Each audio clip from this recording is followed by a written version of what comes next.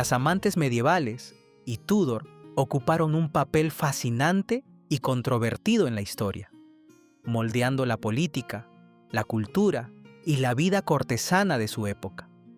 Lejos de ser simples compañeras de los monarcas, estas mujeres ejercieron una influencia considerable, utilizando su cercanía con los reyes para favorecer a sus aliados, asegurar riquezas y desenvolverse en las peligrosas aguas de las intrigas palaciegas. Figuras como Alice Perrers, Jane Shore y Catherine Swynford ejemplifican las complejas vidas de estas mujeres, combinando ambición y supervivencia en una época marcada por rígidas expectativas sociales. Desde los sombríos pasillos de las cortes medievales hasta el esplendor de la Inglaterra Tudor, sus historias revelan una faceta poco conocida de la historia, donde el encanto, la inteligencia y la capacidad de adaptación determinaron, en muchas ocasiones, su destino.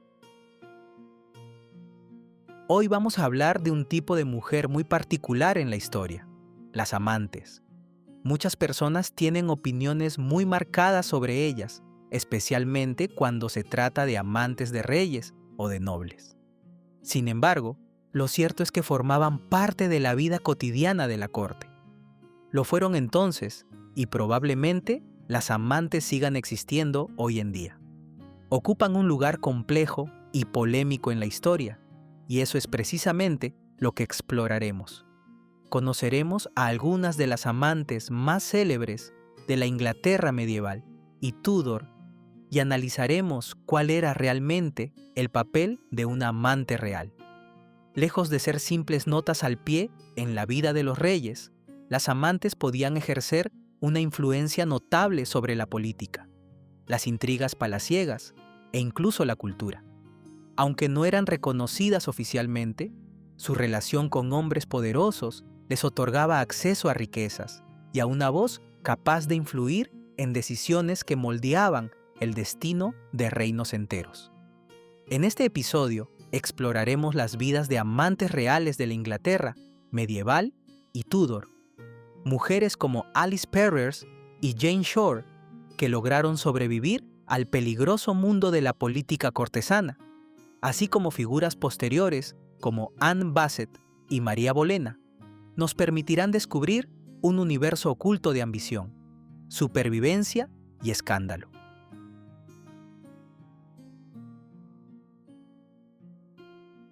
Comencemos con Alice Perrers.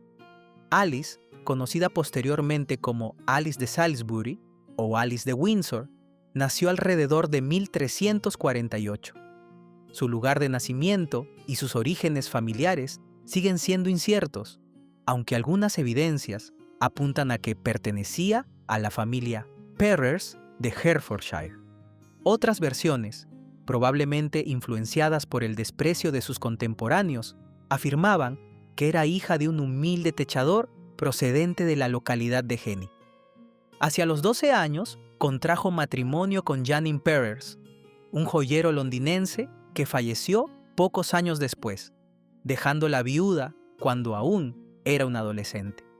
Su entrada en la corte real se produjo gracias a su servicio como dama de compañía de la reina Felipa de Henao. Hacia 1366, cuando Alice tenía aproximadamente 18 años, llamó la atención del rey Eduardo III, que entonces contaba con 55 años. Su relación comenzó mientras la reina Felipa aún vivía, y durante ese tiempo Alice dio al rey al menos 3 hijos. A pesar de no pertenecer a la nobleza ni ser considerada una mujer de extraordinaria belleza, los cronistas destacaban su ingenio, su encanto y una voz melodiosa que compensaba con creces cualquier falta de atractivo físico. Tras la muerte de la reina, en 1369, el afecto de Eduardo por Alice se hizo aún más evidente. El monarca la colmó de riquezas, concediéndole una inmensa fortuna que llegó a incluir 56 señoríos, castillos y residencias urbanas. Sin embargo, a medida que el rey envejecía y su salud se deterioraba, la creciente influencia de Alice comenzó a generar un profundo rechazo. Sus detractores la acusaban de aprovecharse de la debilidad mental del anciano monarca. Incluso se afirmaba que convencía al rey para comprarle repetidamente las mismas joyas, que luego revendía para obtener dinero en efectivo. Eduardo llegó a exhibirla públicamente por las calles de Londres, vestida con deslumbrantes ropas doradas y presentándola como la Dama del Sol, un gesto que provocó duras críticas entre la nobleza y el pueblo. Entre 1370 y 1376, Alice utilizó su privilegiada posición para intervenir en procesos judiciales, favoreciendo tanto sus propios intereses como los de sus aliados. Su dominio sobre la corte terminó convirtiéndola en una de las mujeres más impopulares del reino. En 1376, durante el llamado Buen Parlamento, Alice fue acusada de corrupción. Los parlamentarios consiguieron que el rey la desterrara y aprobaron una ordenanza que le prohibía intervenir en cualquier procedimiento judicial, una práctica de la que supuestamente se había servido para proteger su enorme patrimonio. Como parte del castigo, le fueron confiscadas sus propiedades, entre ellas una colección de más de 21,000 perlas. Aún así, su caída no fue definitiva. Tras la muerte de Eduardo III, en 1377, logró regresar y recuperar parte de sus posesiones. De hecho, previendo el fallecimiento del rey, Alice ya había contraído matrimonio en 1375 con Sir William Windsor, una decisión destinada a asegurar su posición una vez desapareciera su poderoso protector. Aunque el matrimonio no tuvo hijos, le permitió conservar cierta estabilidad. Los últimos años de su vida los dedicó a intentar recuperar la totalidad de sus bienes. Murió durante el invierno de 1400 a 1401 y fue enterrada en la iglesia de San Lorenzo, en Upminster, Essex. La historia de Alice Perrers quedó marcada por la ambición, el escándalo y una extraordinaria capacidad de supervivencia. Con el paso de los siglos, se ha convertido en un ejemplo de los riesgos y las recompensas que podía afrontar una mujer que alcanzaba el poderoso y peligroso puesto de amante de un rey en la corte medieval. Ahora pasemos a hablar de Jane Shore, la célebre y carismática amante del rey Eduardo IV. Jane Shore nació como Elizabeth Lambert alrededor de 1445 en Londres. Era hija de John Lambert, un próspero comerciante, y de Amy Marshall. Creció en un ambiente acomodado y recibió una educación poco común para una mujer de su condición social. Desde muy joven destacó por su inteligencia, su encanto y su agudeza, cualidades que le granjearon numerosos admiradores entre la élite londinense. El humanista Tomás Moro escribiría más tarde que era su personalidad, más que su belleza física, lo que cautivaba a quienes la conocían. La describía como una mujer alegre, excelente conversadora y con una extraordinaria capacidad para hacer sentir cómodos a quienes la rodeaban. En torno a los 20 años, contrajo matrimonio con William Shore, un orfebre y banquero. Sin embargo, el matrimonio fue anulado en 1476 debido a la impotencia de su esposo. Poco después, llamó la atención del rey Eduardo IV, famoso por sus numerosas aventuras amorosas. Su relación comenzó ese mismo año, 1476, y se prolongó hasta la muerte del monarca en 1483. A diferencia de otras amantes reales, Jane no recibió inmensas fortunas ni extravagantes regalos. En cambio, utilizó la influencia que tenía sobre el rey para interceder en favor de quienes habían caído en desgracia, ganándose una reputación de mujer generosa y compasiva.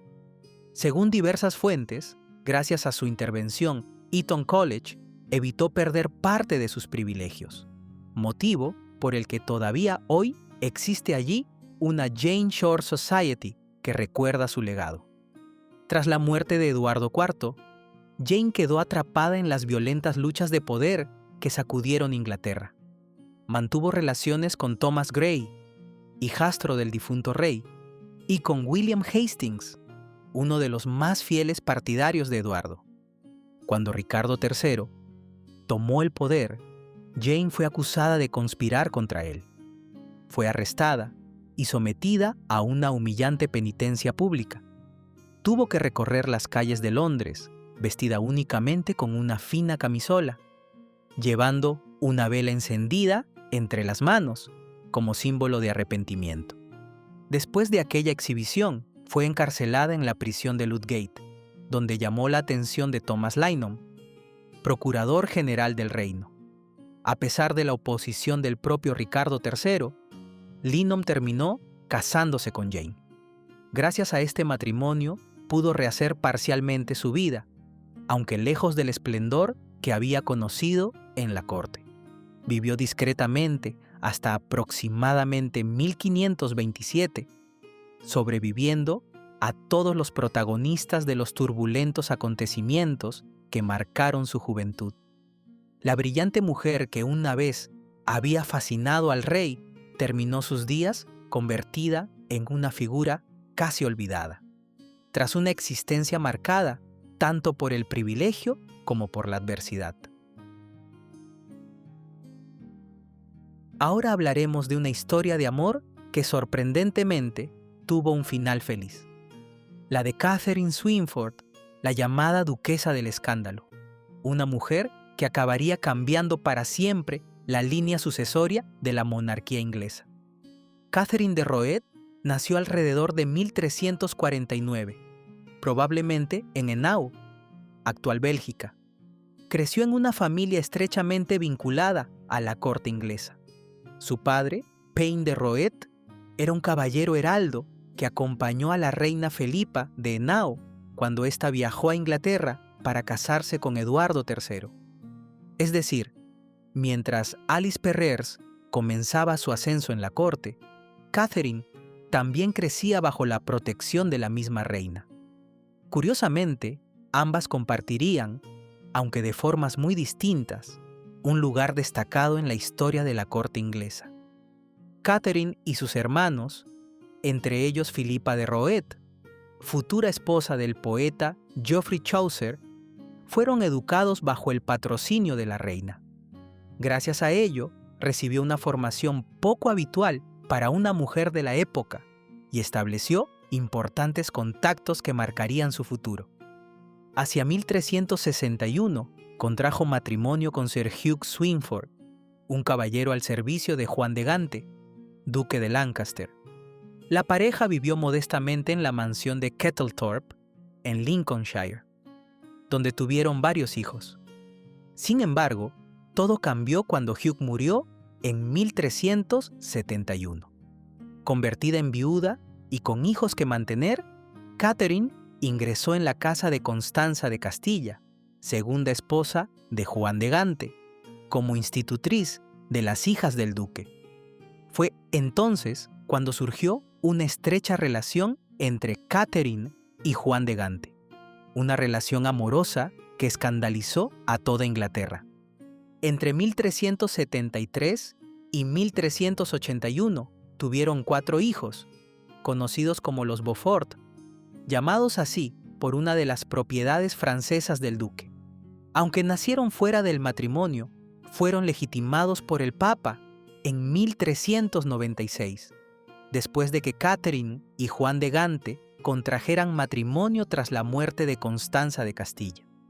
Aquella unión fue considerada extremadamente controvertida y muchos cronistas, como Thomas Walsingham, describieron a Catherine como una simple oportunista que había ascendido socialmente gracias a su relación con el duque.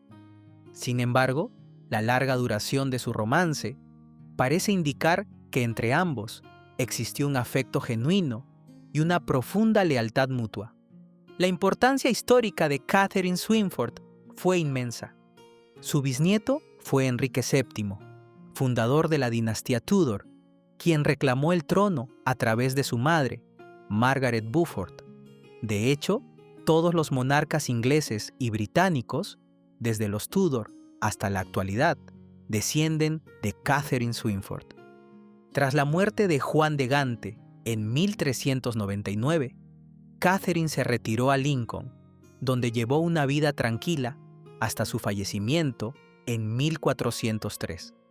Fue enterrada en la Catedral de Lincoln, donde su tumba continúa siendo un lugar de interés por el extraordinario legado de sus descendientes.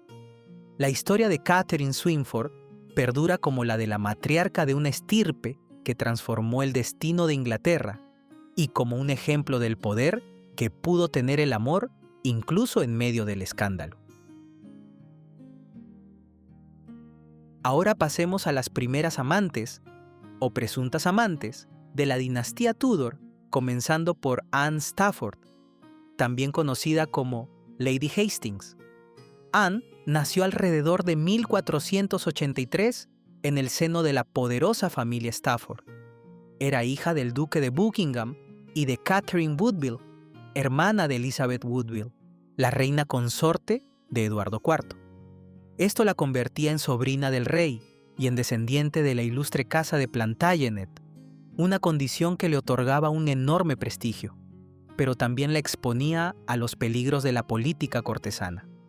Su hermano, Edward Stafford, duque de Buckingham, acabaría siendo ejecutado en 1521, acusado de traición por dar crédito a profecías que anunciaban que Enrique VIII no tendría un heredero varón.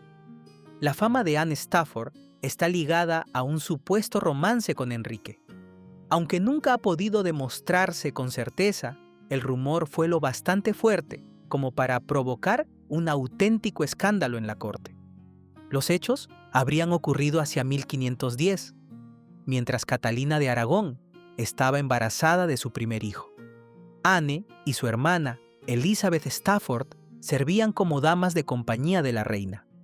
Elizabeth comenzó a sospechar de la excesiva cercanía entre Anne y el rey, y comunicó sus inquietudes a su hermano, el duque de Buckingham. Indignado por lo que consideraba una conducta impropia del monarca hacia su hermana, Buckingham decidió enfrentarse a Sir William Compton, íntimo amigo de Enrique y supuesto intermediario entre ambos. El incidente desencadenó un conflicto de grandes proporciones. Sin atreverse a acusar directamente al rey, Buckingham abandonó la corte, mientras que el esposo de Anne, Lord George Hastings, decidió enviarla a un convento situado a unos 100 kilómetros de distancia para que el escándalo se apagara. Enrique respondió expulsando de la corte a Elizabeth Stafford, una decisión que provocó la indignación de Catalina de Aragón. Según el embajador imperial Eustace Chapuis, la reina rompió a llorar y reprendió duramente a su esposo. Molesta tanto por su supuesta infidelidad como por el destierro de una de sus damas favoritas. A pesar de todo, el matrimonio entre Anne Stafford y Lord Hastings sobrevivió al escándalo. La pareja tuvo 7 hijos, y la correspondencia conservada entre ambos refleja una relación basada en el afecto y el respeto mutuo. Por ello, Anne Stafford continúa siendo una figura envuelta en el misterio. ¿Fue realmente amante de Enrique VIII o simplemente una víctima de las luchas de poder de la corte Tudor? Nunca lo sabremos con certeza, pero su historia ilustra perfectamente la peligrosa combinación de ambición, lealtades familiares y escándalos que caracterizó el reinado de Enrique VIII. La siguiente figura es Bessie Blount, una mujer que ocupa un lugar muy especial en la historia Tudor por haber sido la madre del único hijo ilegítimo que Enrique VIII reconoció oficialmente, Henry Fitzroy. Bessie nació alrededor de 1498, hija de Sir John Blount y Catherine Peschel, miembros de una respetable familia de la pequeña nobleza de Shropshire.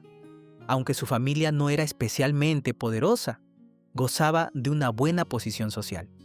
Su padre había servido fielmente a la corona durante las campañas militares de Enrique VII en Francia. Sin embargo, sería la relación de Bessie con Enrique VIII la que elevaría el prestigio de toda la familia. Se sabe muy poco sobre sus primeros años. Las crónicas la describen como una joven hermosa, vivaz y elegante. Ingresó en la corte como dama de honor de Catalina de Aragón, donde destacó por su habilidad para bailar, cantar y desenvolverse con gracia en los entretenimientos cortesanos.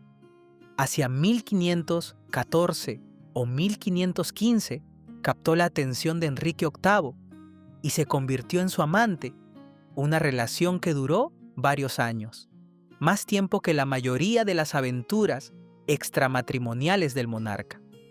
Durante aquellos años fue la favorita del rey. En 1519 dio a luz a un niño, Henry Fitzroy, quien más tarde recibiría el título de Duque de Richmond y Somerset.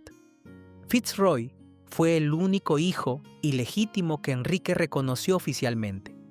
Su nacimiento constituyó una prueba de que el rey era perfectamente capaz de engendrar un heredero varón sano, algo especialmente significativo en un momento en que los embarazos de Catalina de Aragón terminaban repetidamente en abortos o en la muerte de los recién nacidos. La popularidad de Bessie fue tal que comenzó a circular el dicho "Bless thee, Bessie Blount", una expresión que celebraba el hecho de haber dado al rey el ansiado hijo varón. Sin embargo, poco después del nacimiento de Fitzroy, la relación terminó. Probablemente porque Enrique empezó a interesarse por María Bolena. A diferencia de otras amantes reales europeas, Bessie nunca recibió un reconocimiento oficial dentro de la corte. Su papel permaneció relativamente discreto, aunque su importancia para la dinastía fue enorme. En 1522 contrajo matrimonio con Gilbert Talboys, un varón inglés, con quien tuvo 3 hijos. Tras casarse, se trasladó a Lincolnshire, alejándose de las intrigas cortesanas. No obstante, varias cartas del tutor de Henry Fitzroy indican que continuó interesándose por la educación y el bienestar de su hijo, al tiempo que Enrique seguía mostrándole un notable afecto. Cuando Talboys falleció en 1530, Bessie volvió a casarse, esta vez con Edward Clinton, con quien tuvo 3 hijas. Durante un breve periodo, también sirvió como dama de honor de Ana de Cleveris, aunque su delicado estado de salud limitó su estancia en la corte. Falleció en 1540, probablemente víctima de la tuberculosis. Aunque suele quedar eclipsada por las esposas y otras amantes de Enrique VIII, el legado de Bessie Blount perduró gracias a su hijo. En la década de 1520, cuando Enrique buscaba anular su matrimonio con Catalina de Aragón, algunos llegaron a considerar la posibilidad de legitimar a Henry Fitzroy y convertirlo en heredero del trono. La existencia de Fitzroy reforzó la convicción del rey de que el problema no era su capacidad para tener hijos, sino su matrimonio con Catalina, una idea que alimentó el llamado Gran Asunto del Rey y en última instancia condujo a la ruptura de Inglaterra con la Iglesia de Roma. Sin embargo, ese proyecto nunca llegó a materializarse. Henry Fitzroy murió en 1536, con apenas 17 años, poniendo fin a cualquier posibilidad de suceder a su padre. La siguiente protagonista es María Bolena, una mujer que durante siglos ha permanecido a la sombra de su célebre hermana, Ana Bolena. Sin embargo, Mary alcanzó notoriedad por haber sido, posiblemente, amante de 2 reyes, Francisco I de Francia y Enrique VIII de Inglaterra. Con el tiempo, su vida acabaría convirtiéndose en una historia de discreta resiliencia tras caer en desgracia en la corte. Nació alrededor de 1499, probablemente en Blickling Hall, aunque pasó gran parte de su infancia en Hever Castle, en Kent. era la mayor de los 3 hijos supervivientes de la familia Bolena y recibió la educación propia de una joven de la nobleza. Su historia refleja la frágil posición que ocupaban muchas mujeres durante la época Tudor. Hacia 1514, María se incorporó al séquito de la princesa María Tudor, que viajó a Francia para contraer matrimonio con Luis XII.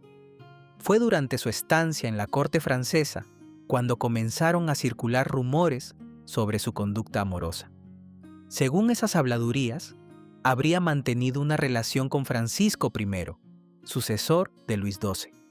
El propio Francisco llegó a referirse a María como una gran prostituta, aunque muchos historiadores consideran que esas afirmaciones fueron exageradas y posiblemente difundidas para desprestigiar a la familia Bolena.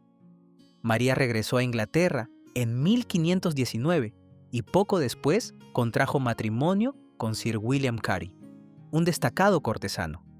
A pesar de estar casada, inició una relación con Enrique VIII, probablemente a comienzos de la década de 1520. La duración exacta de aquel romance sigue siendo desconocida. A diferencia de Bessie Blount, María nunca dio al rey un hijo reconocido oficialmente. No obstante, durante siglos se ha especulado con que sus 2 hijos mayores, Catherine Carey y Henry Carey, pudieron ser hijos biológicos de Enrique VIII. El rey jamás los reconoció como propios. Mientras la relación entre María y Enrique llegaba a su fin, su hermana menor, Ana Bolena, comenzaba a captar toda la atención del monarca. Ana se negó a convertirse simplemente en una amante, probablemente porque había visto el destino de su hermana. Esa decisión desencadenaría posteriormente el llamado Gran Asunto del Rey, la anulación del matrimonio con Catalina de Aragón y el ascenso de Ana al trono como reina de Inglaterra. La vida de María, en cambio, tomó un rumbo mucho más discreto. Cuando William Carey murió en 1528, la dejó sumida en importantes dificultades económicas.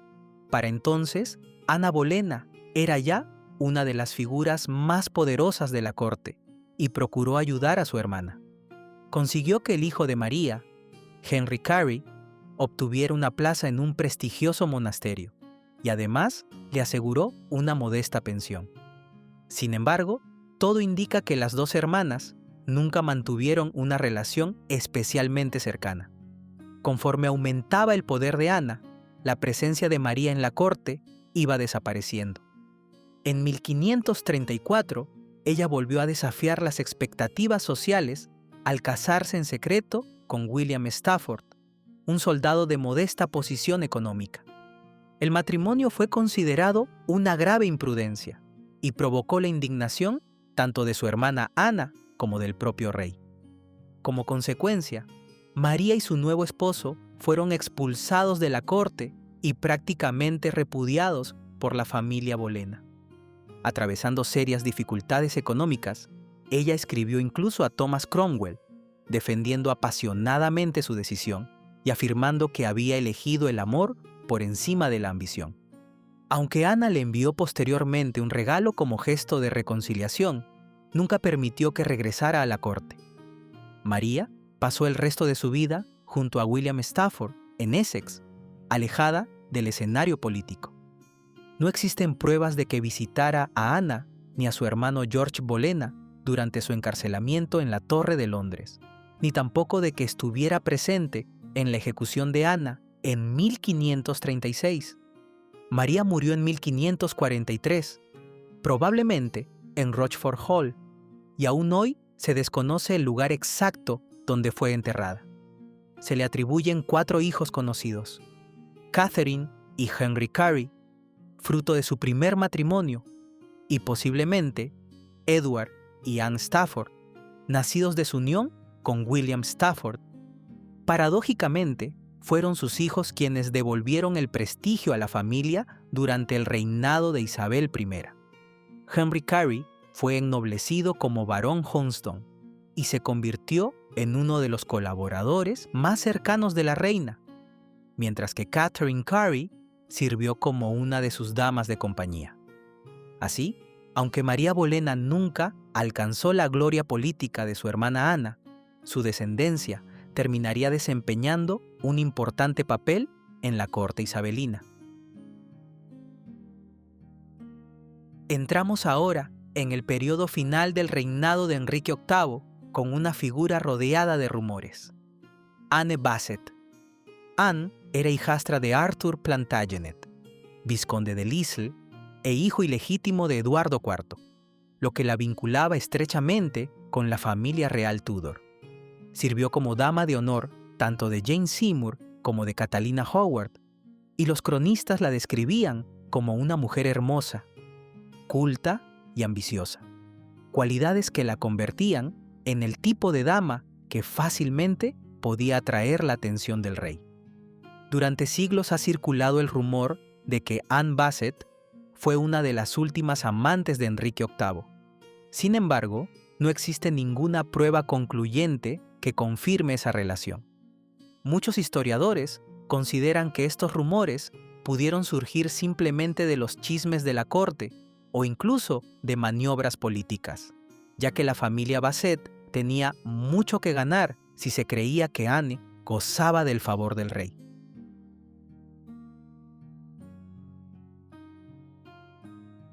Otra mujer cuya historia refleja el cambio de actitud hacia las amantes durante la época isabelina fue Elizabeth Vernon. Elizabeth era dama de honor de Isabel I cuando inició una apasionada relación con Henry Wriothesley, conde de Southampton. El romance provocó un enorme escándalo cuando Elizabeth quedó embarazada antes de contraer matrimonio. Finalmente, ambos se casaron en 1598, pero la noticia enfureció a la reina Isabel, que ordenó encarcelar brevemente a la pareja por haber actuado sin su consentimiento. A diferencia de las amantes de épocas anteriores, Elizabeth Vernon no estuvo vinculada a un rey, sino a uno de los nobles más importantes del reino. Su historia simboliza un cambio cultural. Durante el reinado de Isabel I no existía un monarca masculino con una larga lista de amantes, y la imagen pública de la reina, como la reina virgen, fomentó una corte donde ese tipo de relaciones eran mucho menos visibles. Por ello, en la etapa final del periodo Tudor, las amantes dejaron de estar tan ligadas directamente a la corona.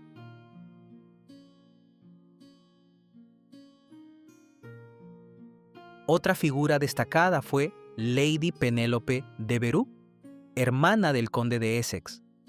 Famosa por su inteligencia y belleza, inspiró la célebre obra Astrophil and Stella de Sir Philip Sidney, considerada una de las grandes composiciones poéticas de la época isabelina. Aunque circularon rumores sobre posibles relaciones sentimentales con Sidney y otros cortesanos, nunca se ha podido demostrar que ejerciera realmente el papel de amante de alguno de ellos. Lo que hace especialmente interesante a Penélope es la forma en que utilizó sus contactos para influir en la política. Participó activamente en la rebelión encabezada por su hermano contra Isabel I, aprovechando su prestigio y sus relaciones personales para conseguir apoyos. Su historia demuestra que muchas mujeres podían desenvolverse con habilidad entre el romance, la intriga y el poder sin necesidad de mantener una relación con un monarca. Después de conocer las historias de estas mujeres, conviene preguntarse, ¿cuál era realmente el papel de una amante real? Las amantes no eran simplemente compañeras sentimentales de los reyes. En muchos casos, ejercían un poder que ni siquiera algunos consejeros o reinas podían igualar. Su cercanía al monarca les permitía conocer sus pensamientos más íntimos e influir en decisiones importantes. Gracias a esa posición privilegiada, podían recomendar aliados, obtener cargos para sus partidarios, conseguir tierras y favorecer a quienes buscaban el favor de la corona.